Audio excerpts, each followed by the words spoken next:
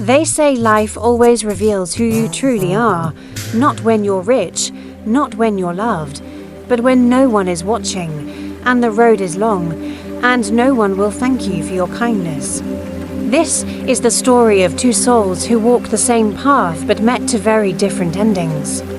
Once, in a quiet village surrounded by golden fields and blue hills, there lived a humble man and his wife.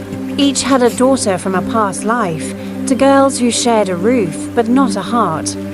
One was gentle and hard-working, her soul calm like still water. The other was spoiled and restless, her mind as cold as winter stone. The stepmother adored her own daughter. She gave her dresses, jewels, and endless rest, while the other girl, the humble one, was treated like a servant. Every sunrise, her hands carried the weight of the house. Every sunset, her heart carried the silence of her pain. Yet she never complained. She only whispered to herself, "Someday, life will see me." Time passed. Her father grew ill, too weak to work, too tired to hope. The girl sat beside him, holding his fading hands. He said softly, "I am sorry, my child. I have nothing left to give." And though her heart broke, she smiled and whispered, "You gave me everything that matters, kindness and truth." That night, as her father slept, the stepmother made her plan. If she can work, she can earn. And what she earns will be mine. And so, at dawn, the girl was sent away with nothing, no bread, no water, not even a goodbye from the woman who raised her. Still, she walked, across hills and dust, through hunger and pain. She remembered her father's words echoing in her mind, "Never say no to someone in need. And whatever you do it with all your heart." The sun burned above her, but she kept walking. Until one day, she heard a voice. It came from a tree, dry, lifeless, almost whispering. "Help me," it said. "My branches are dying. I cannot breathe." Without hesitation, she began to clear the dead branches with her bare hands. Her skin bled, but her heart was steady. When the tree could finally breathe again, it whispered, "Your kindness will not be forgotten," she continued. Next, she found a broken well, its water thick and stale. "Please," it murmured, "free me from this filth." The girl drew out the muddy water until her arms ached. When she finished, the well shone like silver in the sun. "Your hands may be dirty," it said, "but your soul is clean." Farther down the path, she found an old oven, cracked and useless. "Can you fix me?" it asked softly. The girl mixed mud with her feet, sealed the cracks, and reignited its heart. When the fire blazed again, the oven whispered, "You gave me life.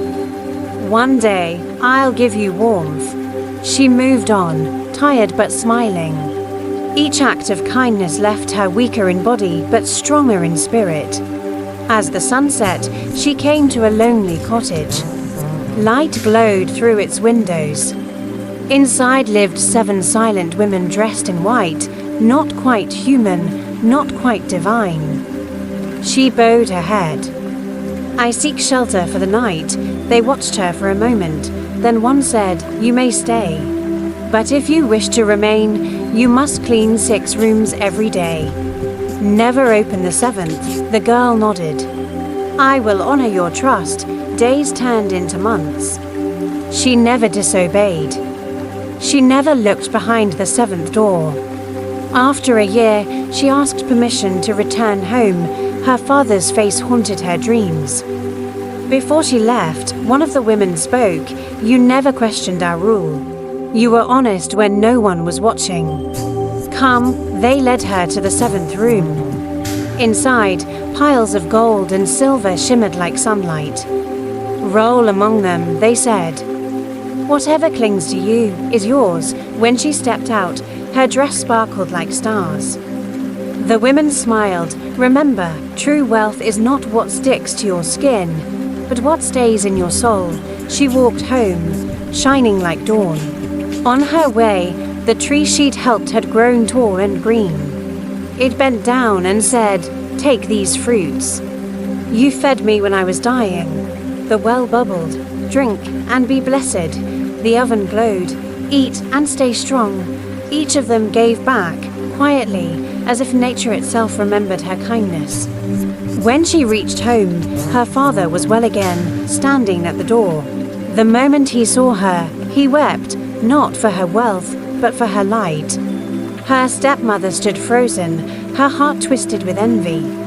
How, she thought, how could goodness win? But envy has its own hunger.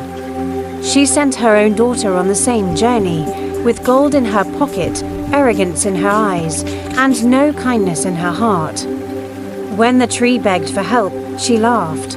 When the well cried for aid, she spat.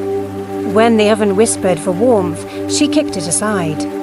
And when she reached the same house, she promised to work, but her greed led her straight to the 7th room. There were no treasures there, only bees, snakes, and ashes.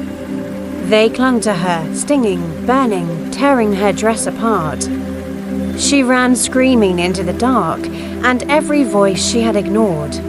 The tree, the well, the oven turned their backs in silence. When she reached home, she was covered not in gold, but in bruises, mud, and regret. Her mother collapsed beside her, broken by her own bitterness. The father said nothing. He only looked at the sky and whispered, "Life always gives you back what you give away." And so the humble girl lived quietly, not rich in gold, but rich in peace. Because kindness never forgets, and the world always remembers the hands that healed it.